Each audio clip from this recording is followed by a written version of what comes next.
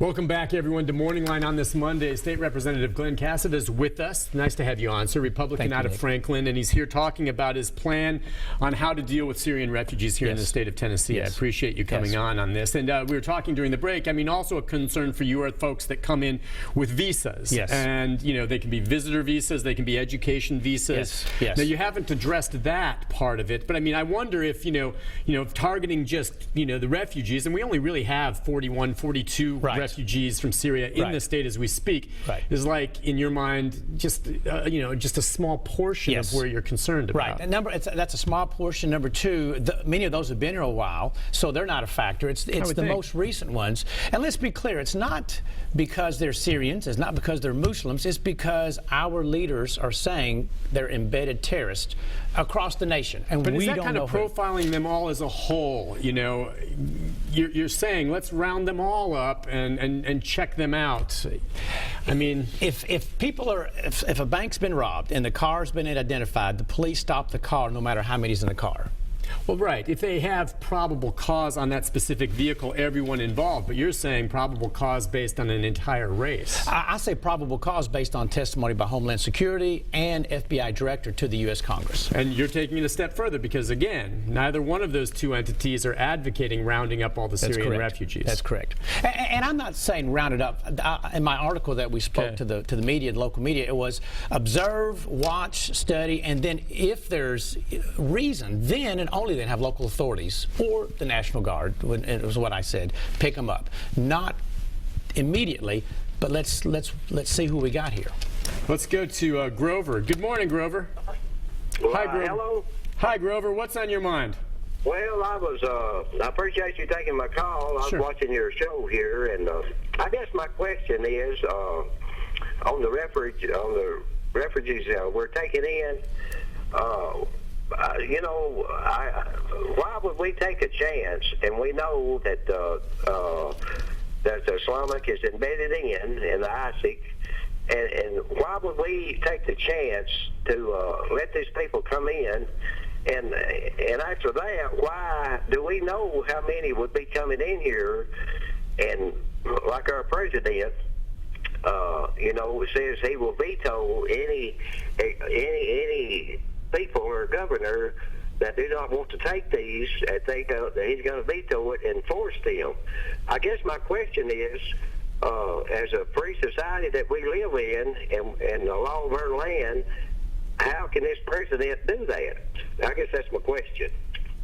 All right. Let me answer. It is a total lack of leadership on our president's part. FBI has said the vetting, they cannot properly vet these people. So when someone articulates, well, let's vet them, or they're being vetted, our own FBI director says it's inadequate, it's short. And again, we know 2 of the 9 that snuck into Paris were via the refugee program. And the Europeans are every bit as sophisticated as we are. We have gaping holes, ISIS knows it, and they are rushing in. They're trained terrorists amongst the poor, and it's sad, and it breaks my heart, the refugees, but we must protect American lives first.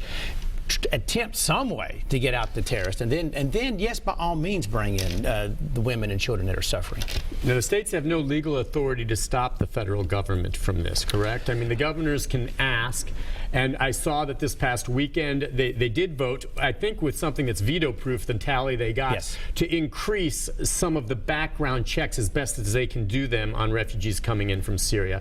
But that has not gone yet to the Senate. What do you think? I mean, the states really can only do so much here. You can ask, the governors can ask, and that's about it. They can, and you have to ask ourselves, and the people of Tennessee have to decide, if the feds refuse to protect us, to take the proper measures to protect the citizens of Tennessee, do we need to protect ourselves? It's a question, not a statement. Do you wonder, I mean, again, in terms of protect, I don't feel unsafe. Maybe that's me. Other people out there may be feared, and they're staying in their house scared. I mean, and I've seen other lawmakers say when they've reacted to what you've said, look, we don't need to react to this situation out of irrational fear, but from a position of strength. I mean, with what you're saying, if it's just the Syrian refugees, and we've already acknowledged there's many other ways terrorists, Syrian or otherwise, can get into this country. And by the way, we have domestic terrorists. I mean, is this not fear-mongering again or politicizing it? You say your constituents support you on this, but I mean, How much of a difference would this really make when we're talking about maybe 40 refugees, many of whom have already been here for so long? Well, and the debate is not on the 40 that are here. The debate is on the tens and then next year hundreds of thousands that are coming. And that should be where we should be. The debate is. And don't forget, if you read today's USA paper, the police of chief for Washington D.C., no Republican by any stretch, has said, you better arm yourself. And you better be prepared. In New York City, not only has they said the same thing, they're doing drills. So we've got our largest cities preparing for an attack. Is that fear-mongering? I think it's wise. Let's go to Jerry. Hi, Jerry. Hello? Hey, Jerry, go ahead. About the refugees. President Obama wants to take them in and house them and all that. Is he forgetting about all the American homeless? And a lot of homeless are veterans. And why can't he concentrate on Americans first, keep the refugees out for now?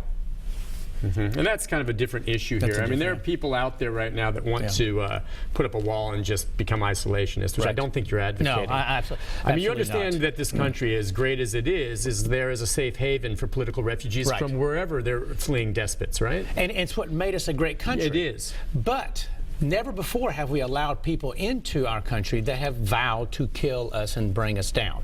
All I'm advocating is the vetting system, according to FBI, is not working. They're slipping in. Let's recalculate. Let's reevaluate and protect American lives. Let's go to Tony. Tony, good morning. Good morning, Nick. Hey, Tony. Thank you for having this man on the show, because he's embarrassed this whole state. But what I'm saying is, what he ain't mentioning is, these Paris people, most of those, the majority of them are white. And the second thing is, Paris and France has let all kind of riff-raff of criminals into that country. One, Idi Amin, Jean, the guy from Haiti. The Paris got what they had coming. And the third thing is, a lot of these children or G.I. Joe kids, soldiers, whether he wants to admit it or not. You're going to say you can't let U.S. citizens in this country? If they're in that bad shape, why ain't they getting these ambassadors and these other people pulled out of this country? If they fear it so much. But like I said, these are soldiers. A lot of them are soldiers' kids. And France, like I said, bought this stuff on themselves. Well, I don't know if that's right. I mean, France was targeted for a lot of different reasons. You know, there have been other incidents in France, you know, where you had the magazine bombed and all of that. Yes. But, I don't think anyone brings this on, or shouldn't. No. I mean, you don't... Be it Mali, be it Iraq, be it Israel, no. But the thing I want to piggyback on what he said is, France system of vetting is every bit as sophisticated, if not more so, and more in depth than ours is. And one, if not two, and there may be two, the Premier of France said over the weekend that it looks like a second of the 9 came in via the refugee program.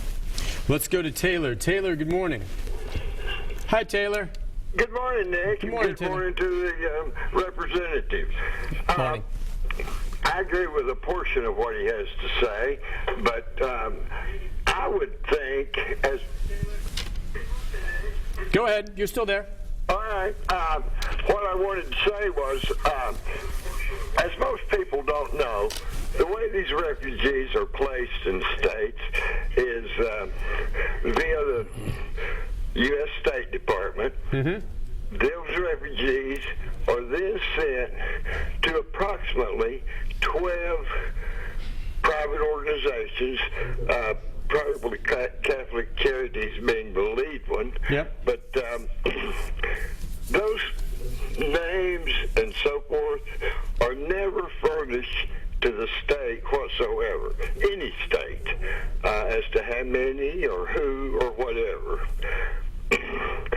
My concern would be that the states don't know who's being sent to them. And I think whether it be from Somalia, Syria, or anywhere else, those organizations could possibly be made to tell the state who they are receiving. They're getting both. Okay. But I would agree with that. Right now, we do not know that information. So we've got embedded terrorists coming into the state. And we don't know for certain. There have been none of them apprehended. I mean, you're thinking, based on what they're saying, there's a risk of that. There's all kinds of risks, but we don't know that there are embedded terrorists that are here. I mean, we don't have one. I mean, I want to see one. Has one been arrested? Based on FBI, based on Homeland Security, they say they're here. Yeah, I mean, they're thinking maybe if their statement is that it's likely they're here. We don't know. I mean, when you have a suspicion, that's fine, and as you say, probable cause. But when you talk about looking at the whole of a refugee population, that's kind of where my concern comes in, that you paint them all with the same brush to bring them aside and vet them again, when we already know that the current time frame for approval for these refugees, even to get into this country, is between 18 and 24 months. I would think if I'm a terrorist that wants to act, there are a lot easier ways to get into this country than to sneak in with refugees. There is, but at this moment, ISIS has said this is how we're going to bring them in. And don't forget, we have a history of how they have snuck in Europe and what they're doing there. ISIS has now said we're now doing the same thing in the United States, and don't forget. I forgot the point I was going to make, Nick. Okay, well, yeah, I'll let you do this to make your final point, because we have to wrap it up, because coming on next, we're going to have an alternate point of view with the Tennessee Immigrant and Reform Rights Coalition, Refugees Coalition, rather. If you would, just tell me, where do we go from here for you? Your plan, I know that I think other representatives and senators are looking at doing more. What's happening next with lawmakers in the state? You know, we are listening to the FBI and Homeland Security, who says not only are they here, the more are coming. And what we would be advocating is for the state of Tennessee to take over this system of how they're entering into our state. We need to keep track of them. If they prove that they are, if they prove that they have terrorist tendencies by visiting websites or meeting with known, then and only then local authorities or the National Guard takes them back to the feds. Sounds good. Representative, we'll be watching and following as it goes. Representative Pleasure to be here. Thanks for having me. Thank you for coming on. Stay put right there. We'll shift, play a little musical chairs here. If you're on hold, stay there. We're going to get another point of view on this right after this. Stay with us. Thank you again, sir. Thank you, Nick. Good to see you again.